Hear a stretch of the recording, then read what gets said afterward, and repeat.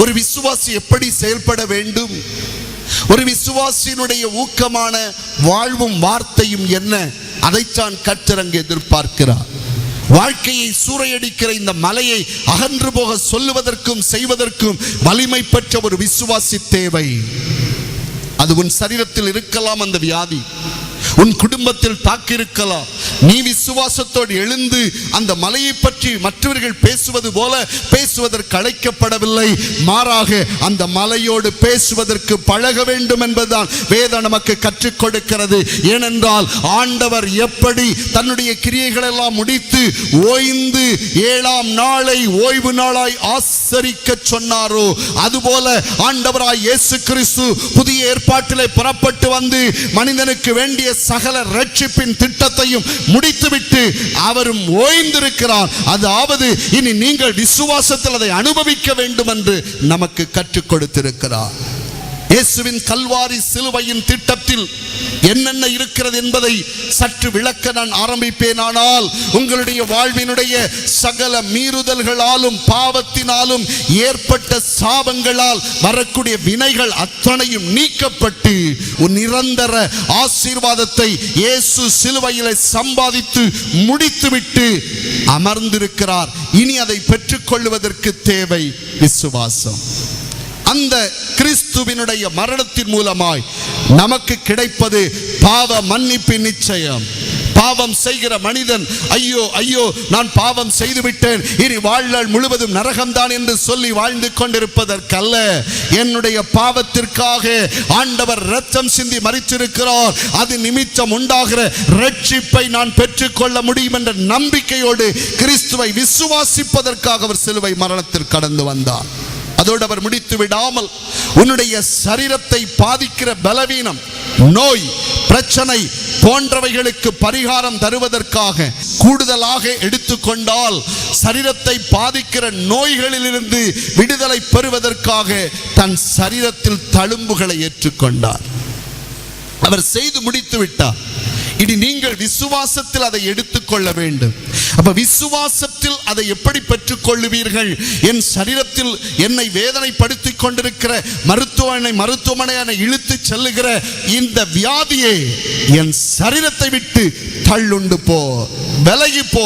ஆண்டவராய் இயேசு கிறிஸ்துவின் நாமத்தினாலே அவருடைய தழும்புகளால் நான் சுகமாகிறேன் என்ற வார்த்தை நீங்கள் சொல்லும் பொழுது உங்களுடைய வியாதியின் வல்லமையினுடைய வேர் அறுக்கப்பட்டு ஒவ்வொரு முறை சொல்ல சொல்ல சொல்ல சொல்ல வியாதியினுடைய வல்லமை சாய்ந்து தள்ளுண்டு போய் விழுகிறது.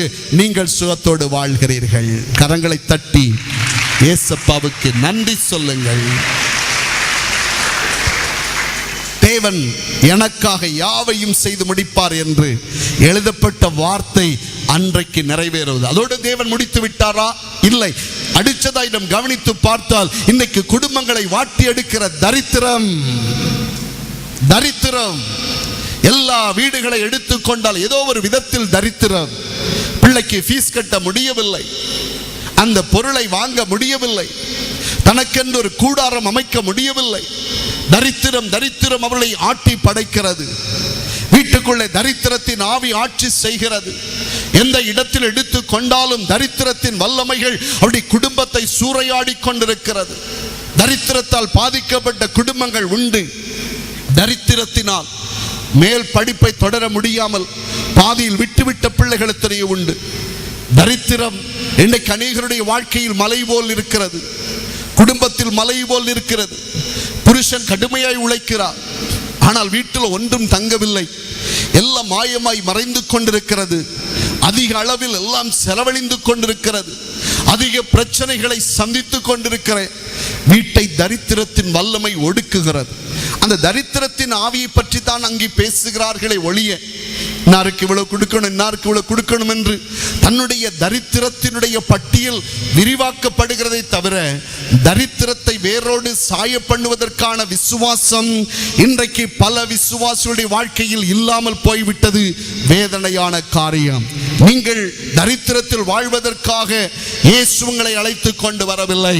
தரித்திரரை ஐஸ்வர்யவானாக்கும்படியாக ஆண்டவராகிய தேவன் ஐஸ்வர்ய சம்பன்னராயிருந்தும் தரித்திரராய் இந்த பூமிக்கு வந்து தரித்திரத்தையும் சிலுவையிலே ஆணி அடித்து வெற்றி சிறந்தவர் என்று வேதம் தெளிவாய் சொல்லுகிறது.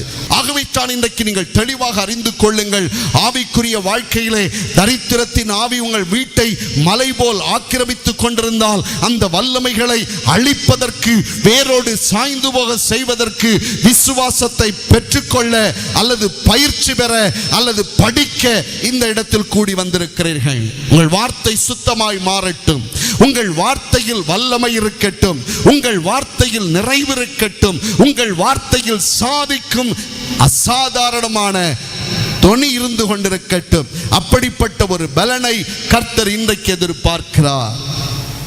இந்த அநேக பிள்ளைகளுடைய வாழ்க்கையில் இப்படிப்பட்ட வேதனையில் சிக்கி வாழ்ந்து கொண்டிருக்கிற மக்களிடத்தில் ஆண்டவர் நல்ல விடுதலை கொடுப்பதற்காக இந்த வார்த்தைகளை சொல்லிக் கொண்டிருக்கிறார். ஆகவே தரித்திரத்தின் ஆவியில் இருந்து அந்த மலையை நகர்ந்து போகும்படி கட்டளையிடுவது உங்களுடைய வார்த்தை.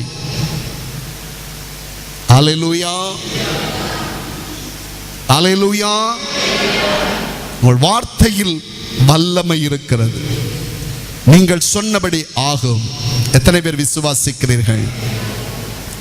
தான் சொன்னபடி நடக்கும் என்று அவன் விசுவாசித்தால் நடக்கும். அதுதான் உங்களுடைய விசுவாசத்தின் இடைவெளி.